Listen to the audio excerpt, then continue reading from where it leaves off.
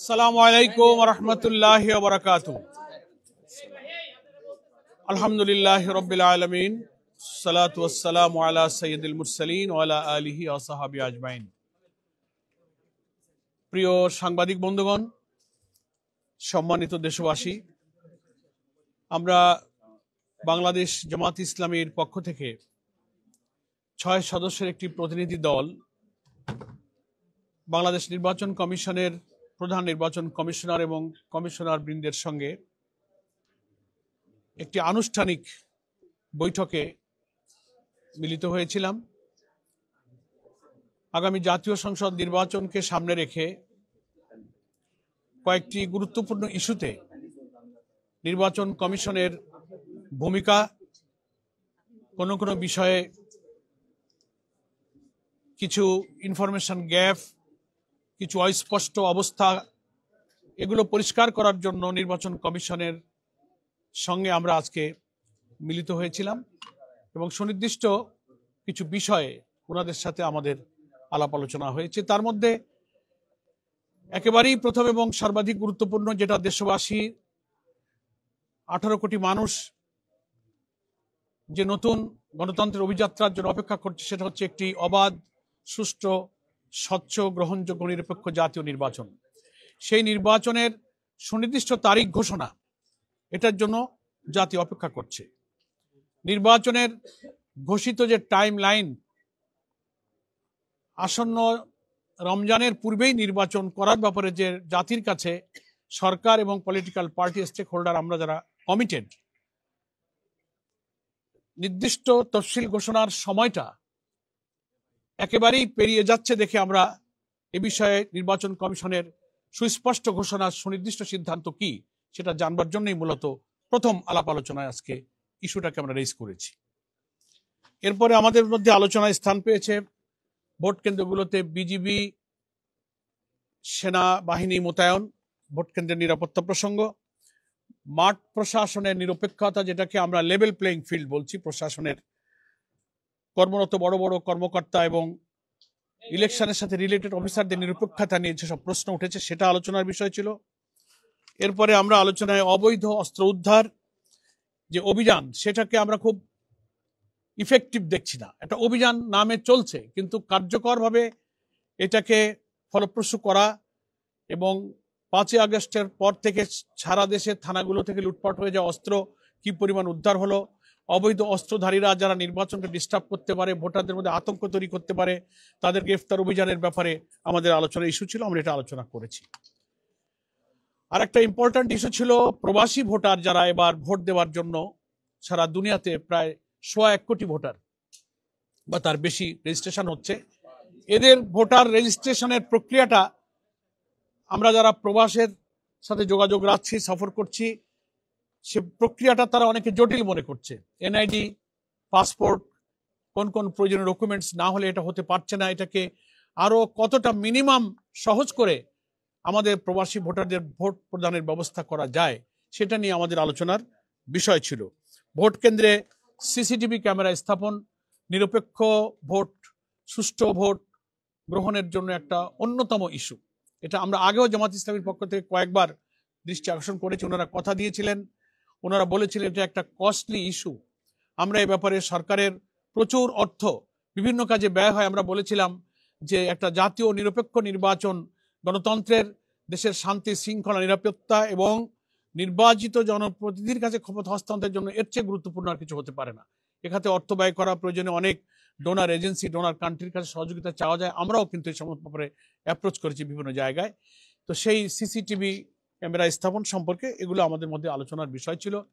এবং আইন শৃঙ্খলার যে মাঝে মাঝে খুব গুরুতর অবনতি আমরা দেখছি, একটা দলের সবার উপরে অন্য দলের হামলা, ইভেন নারীরাও তাদের ভোটের কাজে, ভোটার সমাবেশে, গণসংযোগে গিয়ে তারাও নির্যাতিত, নিপীড়িত হচ্ছে, হামলার শিকার হচ্ছে, আহত হচ্ছে।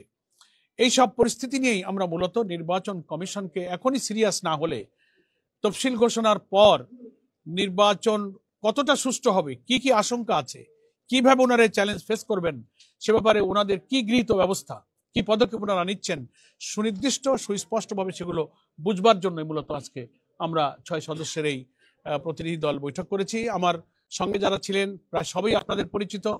আমাদের সহকারী সেক্রেটারি জেনারেল মাওলানা ATM মাসুম, আমার ডান দিকে ডক্টর HM হামিদুর রহমান আজাদ, সহকারী সেক্রেটারি জেনারেল, মতিউর রহমান আখন্দ, আমাদের প্রচার মিডিয়া বিভাগের সেক্রেটারি, এহসানুল মাহবুব জুবায়ের, আমাদের অ্যাসিস্ট্যান্ট সেক্রেটারি জেনারেল প্রচার মিডিয়া বিভাগের প্রধান, অ্যাডভোকেট জসিমউদ্দিন সরকার, আমাদের ইলেকশন কমিশন এবং লিগাল এইড এবং লয়ার্স ফোরামের উনি সভাপতি। এই 6 জন আমরা এখানে আজকে এই প্রতিনিধি দলে উপস্থিত ছিলাম। তো দীর্ঘ আলোচনা হয়েছে, প্রায় 1.5 ঘন্টার মতো। আলোচনায় প্রধান নির্বাচন কমিশনার সহ কমিশনার বৃন্দ যথেষ্ট আন্তরিকতা এবং তাদের গৃহীত পদক্ষেপগুলো সম্পর্কে আমাদেরকে যথাসাধ্য ব্রিফ করার চেষ্টা করেছেন। সন্তোষজনকভাবেই আমরা আলোচনার শেষের দিকে পৌঁছেছি। কিছু কিছু বিষয়ে আমরা আরো কোয়ারি করেছি, নতুন কিছু পরামর্শ আমরা দিয়েছি। ওনারা অনেক পরামর্শ চেয়েছেন। তাদের সাধ্যের মধ্যে সর্বোচ্চ প্রচেষ্টা তারা নির্বাচনকে সুষ্ঠু এবং নিরপেক্ষ করার জন্য চেষ্টা করবেন বলে কথা দিয়েছেন এবং এই সপ্তাহের মধ্যেই নির্বাচনের তফসিল ঘোষণার আশাবাদ তারা ব্যক্ত করেছেন, যে ব্যাপারে সুনির্দিষ্ট সিদ্ধান্ত তাদের হয়েছে। আশা করা যায় এই সপ্তাহ খানেকের মধ্যেই তারা নির্বাচনের তফসিল ঘোষণা করবেন এবং according to their commitment before Ramadan এই জাতীয় নির্বাচন হবে, সেই মর্মে তারিখ তারা সুনির্দিষ্ট করে ঘোষণা করবেন। এটাই মেইনলি আমাদের আজকে ডেলিগেশনের আলোচনার মূল প্রতিপাদ্য ছিল। তফসিল ঘোষণা তো সময় না, এই মানে চলতি সপ্তাহে হবে। সেই ক্ষেত্রে আপনি লেভেল প্লেইং ফিল্ড বলতে যেটা বুঝি সেটা আপনি মানে মনে করছেন কিনা, নিশ্চিত হয়েছে কিনা? একটা হচ্ছে যে অবশ্য সিদ্ধান্ত নিয়েছে যে কোনো বেসরকারি ব্যাংক থেকে নির্বাচনী কর্মকর্তা নিয়োগ দেওয়া হবে না। এই সিদ্ধান্তকে আপনারা কিভাবে দেখছেন? প্রথম কথা হচ্ছে যে ওনারা নির্বাচনের লেভেল প্লেইং ফিল্ড সম্পর্কে নিশ্চিত করতে পারেননি এবং পারেননি যে বিদ্যমান প্রশাসনিক অবস্থার কিছু তথ্য প্রমাণ স্পেসিফিক আমরা ওনাদের সামনে তুলে ধরে বলেছি যে এই অবস্থা থাকলে এটাকে আমরা লেভেল প্লেইং ফিল্ড হিসেবে গ্রহণ করব না, সুনির্দিষ্টভাবে আপনাদেরকে পদক্ষেপ নিতে হবে এবং after declaration of schedule election কমিশনের কাছে সব এখতিয়ার চলে আসবে প্রশাসনকে যথাযথভাবে নিরপেক্ষ রাখা, প্রয়োজনে রদবদল করা। এখন তো একটা প্রশাসনিক রদবদল হয়েছে। যদি এটা আমরা উল্লেখ করেছি যে আমরা যদি দেখি যে তফসিল ঘোষণার পর কোন কর্মকর্তা খুব নগ্নভাবে তার নিরপেক্ষতা ভঙ্গ করছেন, আমরা এগুলো আপনাদের নোটিশে আনবো। ওনারা কথা দিয়েছেন যে শুধু সুনির্দিষ্টভাবে আমাদের নোটিশে আনলে আমরা তাৎক্ষণিক পদক্ষেপ গ্রহণ করব, এ কথা ওনারা দিয়েছেন।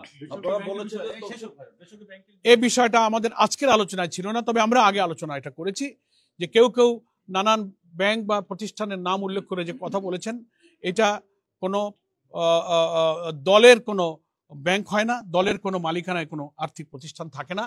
পলিটিক্যাল ইন্টেনশনালি এই ইস্যুটা একসময় আলোচনা এসেছিল এবং তারা নির্বাচনী কর্মকর্তা নিয়োগের ক্ষেত্রে নিরপেক্ষতা এবং কোনো দলের প্রতি পক্ষপাতিত্বের অভিযোগ আছে এই ধরনের কোনো কর্মকর্তা যে নিয়োগ দেবেন না, সে ব্যাপারে তাদের মেকানিজম সম্পর্কে আমাদেরকে অবহিত করেছেন, কিন্তু আমরা এই বিষয়ে আমাদের আজকের কোনো আলোচনার ইস্যু ছিল না।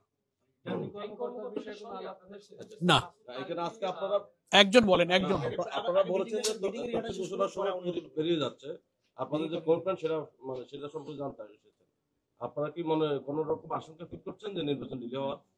আশঙ্কা আমরা এখন ফিল করছি না। ওনারা যে কথা দিলেন আমাদের, ওনাদের সিদ্ধান্তের যে কথা জানালেন, তাতে আমরা ওনাদের উপরে আস্থা রাখতে চাই যে ওনাদের এই কথার উপরে ওনারা ঠিক থাকবেন এবং এই ডিসেম্বরের দ্বিতীয় সপ্তাহের একটা টাইম।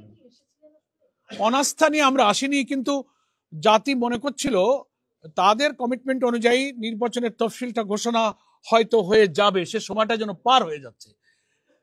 দ্যাট ইজ হোয়াই আমরা এইটাকে পরিষ্কার করার জন্য, সংশয় নিরসনের জন্য অনেকগুলো ইস্যুর মধ্যে এটাকে আমরা আজকে এমফাসিস দিয়েছি। আছে, আমরা আস্থা রাখতে চাই। কোনো রাজনৈতিক দল বা কারো অসুস্থতা কোনো কারণে নির্বাচন পিছিয়ে যেতে পারে এমন শঙ্কা আপনাদের আছে কিনা, এই বিষয়ে আপনারা? না, এমন কোনো প্রসঙ্গ আজকে আলোচনায় স্থান পায়নি। আমরা কোনো আশঙ্কা করি না, কারণ আমরা নির্বাচন তো একটা ভিন্ন জিনিস, এটা আইনের বিষয়, ঠিক আছে না?